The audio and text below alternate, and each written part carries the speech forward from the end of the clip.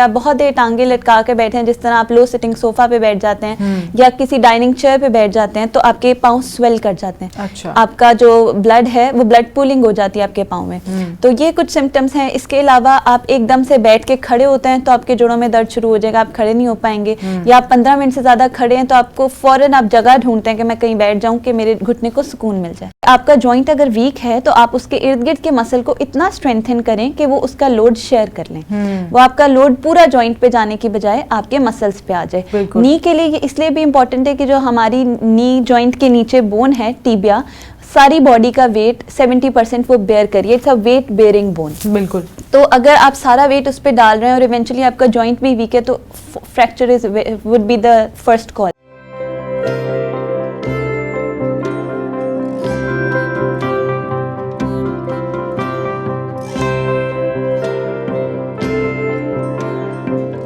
अस्सलाम वालेकुम, मैं हूं आपकी host doctor Abeera Babar and a very warm welcome to the podcast Doctor Dialogue. Doctor Dialogue में हम हमेशा बात करते हैं किसी स्पेसिफिक डिजीज से रेलेवेंट डॉक्टर से, और बात करने के साथ साथ आपको बहुत सारी इंफॉर्मेशन भी प्रोवाइड की जाती है ताकि आप भी उस बीमारी से बच सकें, या फिर अगर आप खुदा न खास्ता उस बीमारी में मुब्तला हो चुके हैं तो आपको उसका बेहतर इलाज जरूर मालूम हो।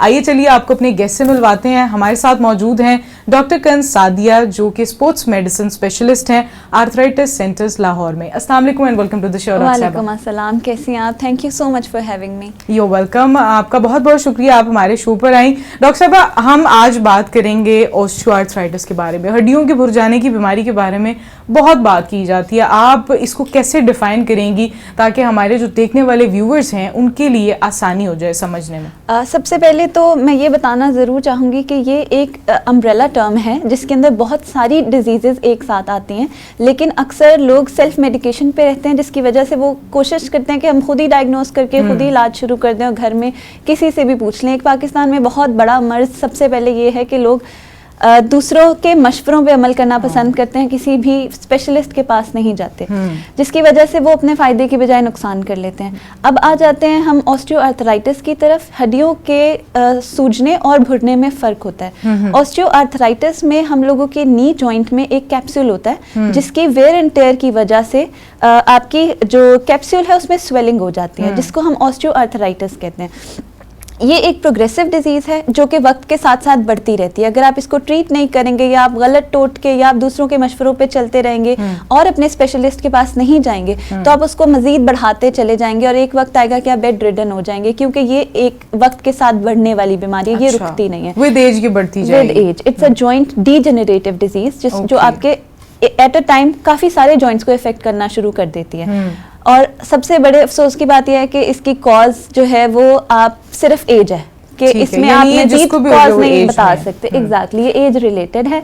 हाँ, इसमें सेकेंडरी ये जरूर हो सकती है जिसमें आ जाता है कोई ट्रॉमा, कोई आपकी ऐसी बीमारी जो हड्डियों पे असर कर चुकी हो जैसे टीबी, कोई भी ऐसी बीमारी जो आपकी कैप्सूल्स को खराब करती हो या जिसमें आपके ब्लड में बीमारी आ जाए जैसे कि रूमेटॉइड आर्थराइटिस। ये अब डिफरेंट टाइप्स हो जाती हैं, लेकिन मेनली अगर आप ऑस्टियोआर्थराइटिस कहें तो इसकी मेन एक वजह कोई नहीं है जिसमें हम कह सकें कि भाई ये बीमारी है, ये इसकी वजह है, इसको हम ठीक कर सकते हैं। तो we always treat symptoms in this. ठीक है, सिम्टम्स को हम ट्रीट करते हैं। अच्छा डॉक्टर साहब, आपने बताया कि हड्डियों के सूजने में और हड्डियों के भुर जाने में बहुत फर्क है, तो ऑस्टियोआर्थराइटिस और ऑस्टियोपोरोसिस का बेसिक फर्क क्या है वो भी आप हमारे व्यूअर्स को बताएं। बिल्कुल, मैं यही एक्सप्लेन करने लगी थी कि इसमें एक तो टर्म्स डिफरेंट हो जाती हैं। एक तो आ जाता है कि हड्डियां सूज रही हैं, जोड़ों में सोजिश हो रही है, और एक जोड़ बढ़ना शुरू हो गए हैं। अब ऑस्टियोपोरोसिस जो है उसकी कोई एज नहीं है। ऑस्टियोपोरोसिस किसी को भी किसी भी एज में हो सकता है और उसमें आपकी हड्डियां एक दूसरे से फ्रिक्शन करती हैं और वो भुरना शुरू हो जाती हैं। इवेंचुअली उसके ऑस्टियोफाइट्स बन जाते हैं जिसमें हड्डी भुरती है तो उसके जर्रे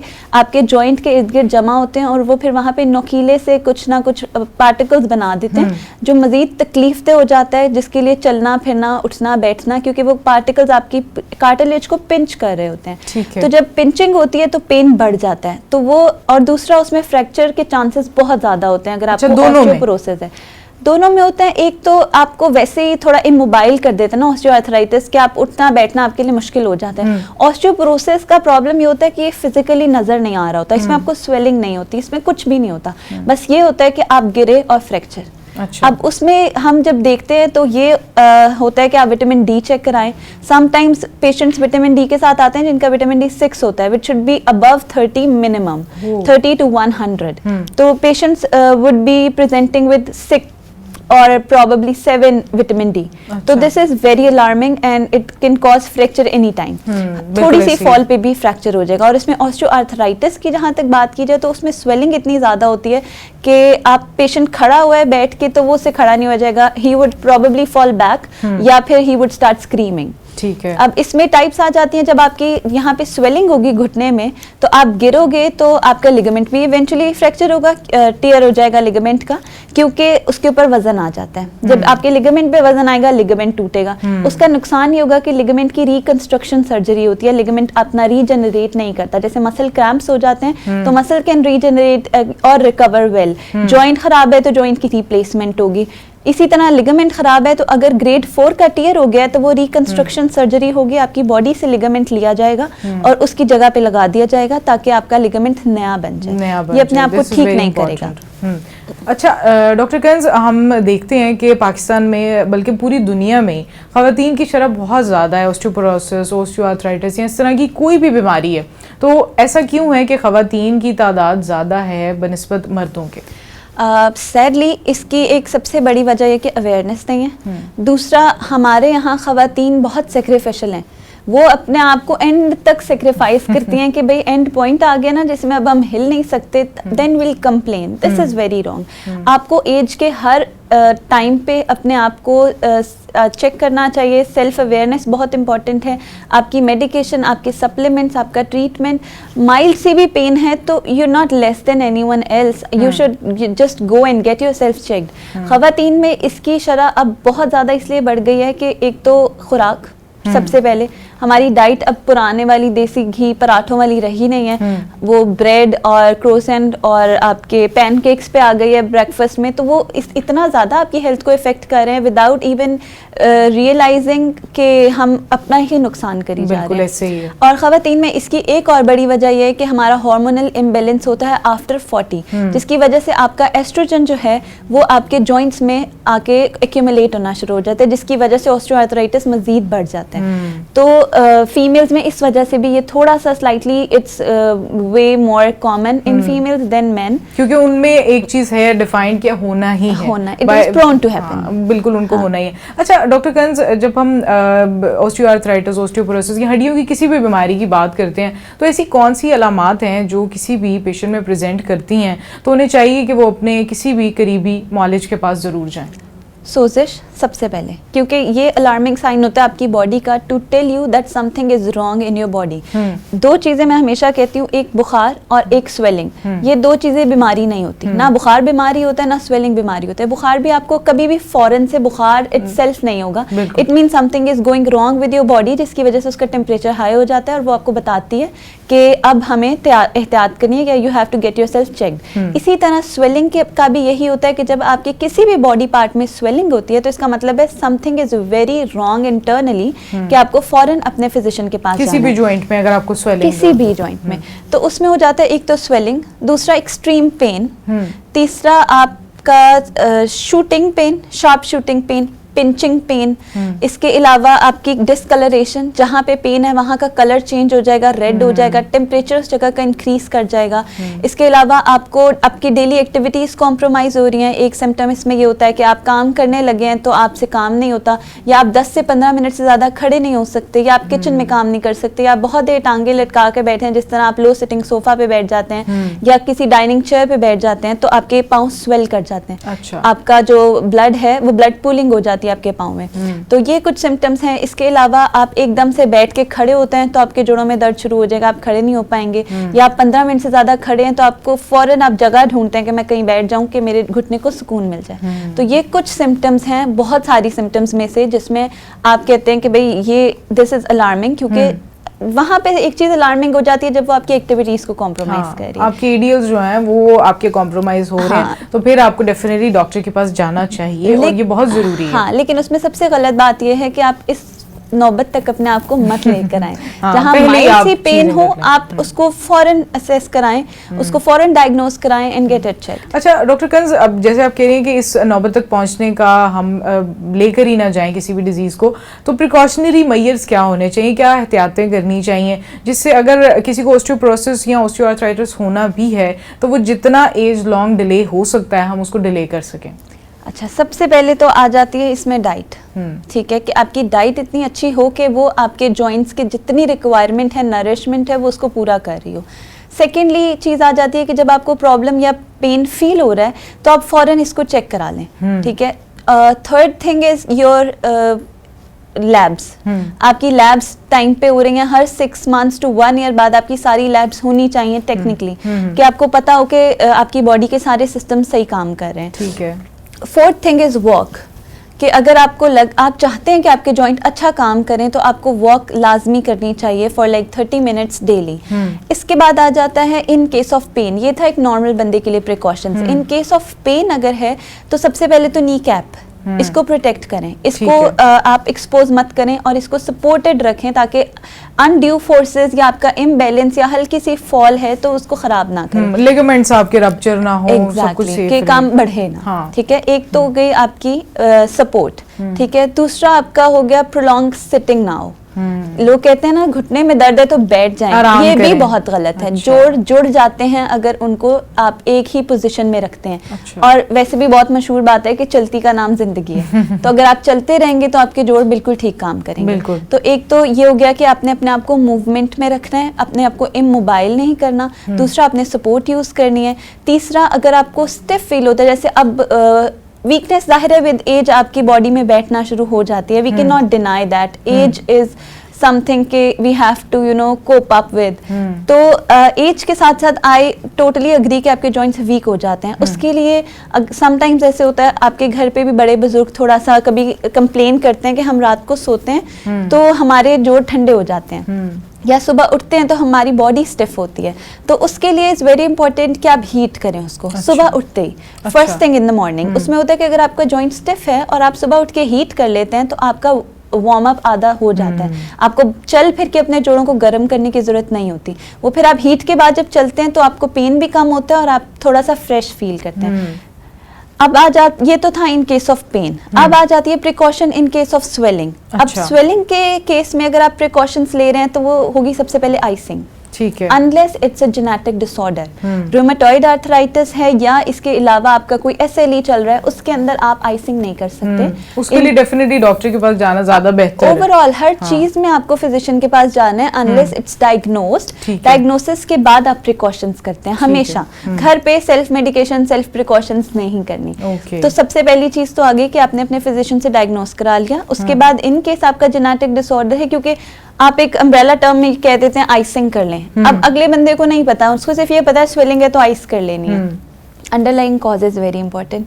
अगर आपने देखा है कि आपकी जोड़ों की दर्द या सोजिश किस वजह से है, अगर तो normal osteoarthritis it's very good for you to do icing, लेकिन अगर रूमेटॉइड है तो टोटली अवॉइड इट। आपने अपनी एक्सरसाइज करनी है, सप्लीमेंट्स अच्छे लेने हैं, डाइट अच्छी लेनी है।